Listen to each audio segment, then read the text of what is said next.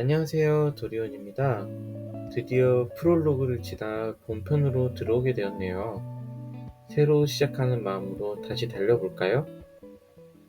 배웅을 받고 장안을 떠난 삼장법사와 두 시종은 순조롭게 당나라의 서쪽 마지막 관문까지 여행을 이어갑니다. 당나라에서의 마지막 밤을 보낸 삼장 일행은 그만 실수를 합니다. 늦가을이라 닭이 너무 일찍 온다는 것을 모르고 깨어나서 꼭두 새벽에 출발을 했던 것이죠. 아니나 다를까 삼장 일행은 얼마 가지 않아 발을 헛디뎌 한 동굴로 굴러 떨어지게 됩니다. 그리고 필연적이게도 이 동굴은 요괴의 소굴이었죠. 이 동굴에서 삼장 일행은 호랑이 요괴에게 잡히게 되고 두 시종은 마침 놀러온 곰요괴, 소요괴의 한 끼 식사가 되어버립니다. 삼장법사의 여행은 여기서 끝이 나는 걸까요? 다행히도 서역행은 모든 신선들의 관심사였는지 이를 지켜보고 있던 태백금성이 삼장법사의 속박을 풀어주고 길을 안내하여 무사히 구출을 해줍니다. 하지만 아직 이 위험한 산에서 짐을 들어줄 사람도 길을 안전하게 호위해줄 사람도 없었는데다 말까지 주저앉아버려 어찌할 방법이 없는 절망적인 상황이었죠. 이때 한 대장부가 나타납니다. 삼장법사는 처음에는 요괴라고 생각해서 겁을 먹었지만 이내 본인을 유베큼이라고 소개한 덕분에 안심을 하고 그를 따라 산을 내려갑니다. 유베큼은 진산태보로도 불리며 이 산에서 모든 들짐승들의 두려움을 사는 노련한 사냥꾼이었어요. 이렇게 산을 내려가던 때 갑자기 호랑이를 마주치게 되고 진산태보는 2시간의 격투 끝에 호랑이를 잡아서 집으로 가게 됩니다. 집에는 진산태보의 노모가 기다리고 있었죠.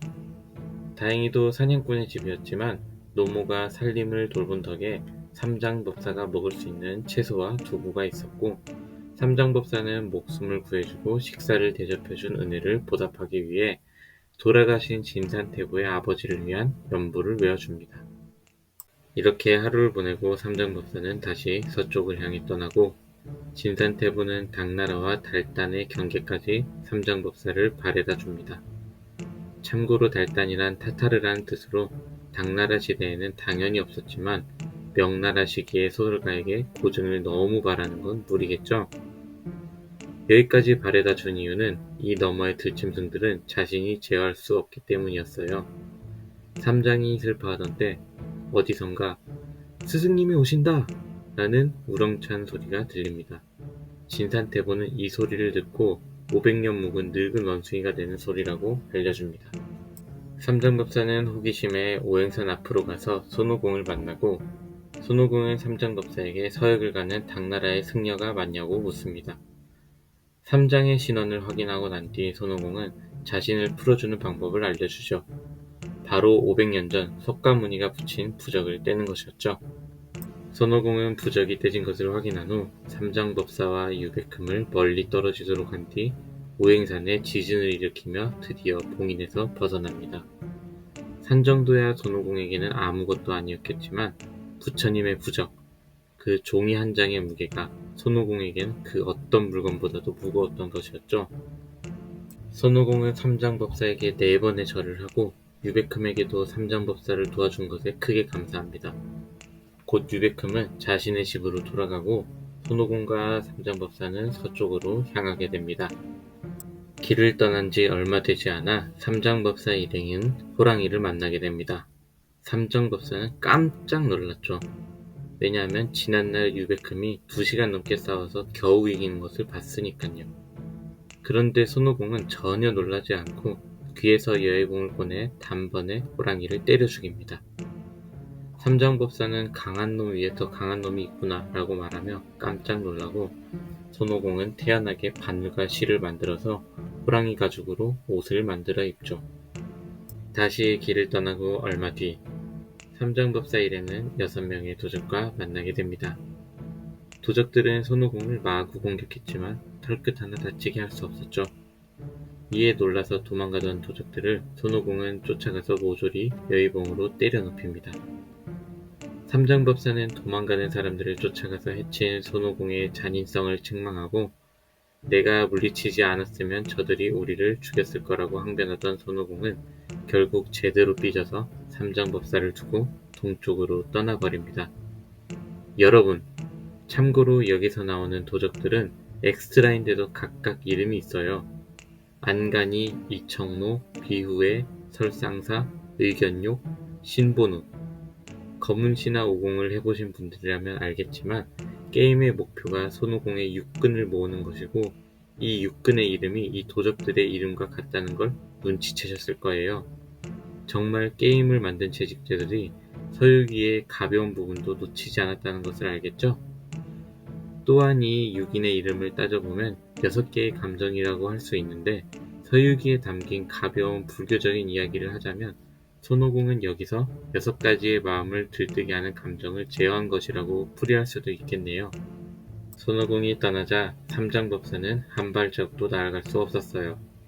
이때 노파로 변신한 관세음보살이 삼장법사에게 와서 손오공은 다시 돌아올 것이고 돌아오면 손오공을 제어할 수 있도록 긴고아를 다루는 법을 알려주고 떠납니다. 한편 손오공은 동쪽으로 가다가 자기와 친구를 먹은 용왕에게 가서 앞에 있던 일을 하소연합니다. 손오공에게 많이 당해봐서 손오공을 다루는 법을 제법 깨우친 용왕은 처음에는 손오공에게 맞장구 쳐주는 척을 하다가 이내 황석공과 장량의 일화를 상기시켜줍니다. 장량도 황석공이 일부러 화나는 상황을 만들었지만 전혀 화내지 않고 견뎌내서 결국 수행을 완성하고 유방을 도와 천하를 제패한 후 신선이 된 거 아니냐 라는 속뜻이 있는 것이었죠. 성격은 불같지만 지혜는 이미 신선 이상인 손오공은 말뜻을 깨닫고 다시 삼장법사에게 돌아갑니다. 놀랍게도 손오공은 돌아오면서 삼장법사에게 별다른 사과는 하지 않습니다. 용왕과 차를 한잔하고 돌아왔다면서 어물쩍 넘어가 버리고 삼장법사의 짐에서 식량을 찾다가 예쁜 승복과 모자를 발견하고 이걸 자기에게 달라고 부탁을 하고 삼장법사는 이 옷을 손오공에게 줍니다. 이건 바로 삼장의 트랩이었죠. 왜냐하면 승복은 둘째치고 그 모자는 바로 손오공을 제어할 긴고아라는 도구였거든요. 손오공이 옷을 갖춰 입자마자 삼장법사는 시험삼아 긴고아를 외워봅니다.